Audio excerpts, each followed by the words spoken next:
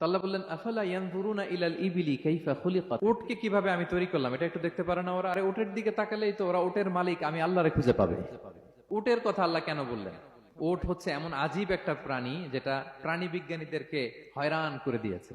আল্লাহু আকবার, আপনি অবাক হবেন উটের যে ফিচার আল্লাহ তাআলা দিয়েছেন। প্রাপ্তবয়স্ক একটা উট একসাথে 200 লিটার পানি খেয়ে ফেলতে পারে, এবং উটের পেটের ভিতরে একটা স্পেশাল ওয়াটার চেম্বার আছে, ওই চেম্বারে রেখে দেয়, যখন লাগবে ওইখান থেকে নিয়ে নিয়ে বেঁচে থাকে। 1 মাস না খেয়ে বেঁচে থাকে কি করে? ওটের পিঠে দেখবেন একটা কুজ আছে, এই পুরো কুজটা হচ্ছে চর্বির আধার। ওটের যখন খাবার থাকে না মরুভূমিতে, মাসের পর মাস যখন চলে, ওই চর্বি থেকে এনার্জি নিয়ে সে মরুভূমিতে চলে, সে না খেয়েও বাঁচতে পারে।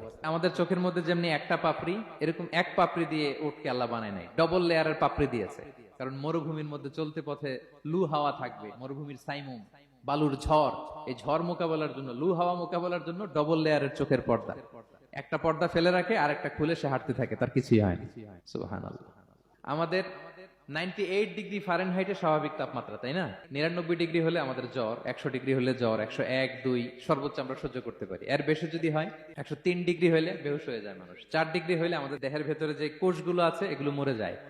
কিন্তু একটা উট মরুভূমির তাপমাত্রায় প্রতিদিন 104 ডিগ্রি 5 ডিগ্রি তাপমাত্রা সহ্য করে খুব স্বাভাবিক উট চলতে পারে, তার কিছুই হয় না। এবং মরুভূমির মধ্যে যে ক্যাকটাস আছে, গুলমলতা, বড় বড় কাঁটা জাতীয় গাছ, যেই কাঁটা পৃথিবীর কোনো প্রাণী খেতে পারবে না, কিন্তু একটা উট অনায়াসে খেয়ে ফেলতে পারে।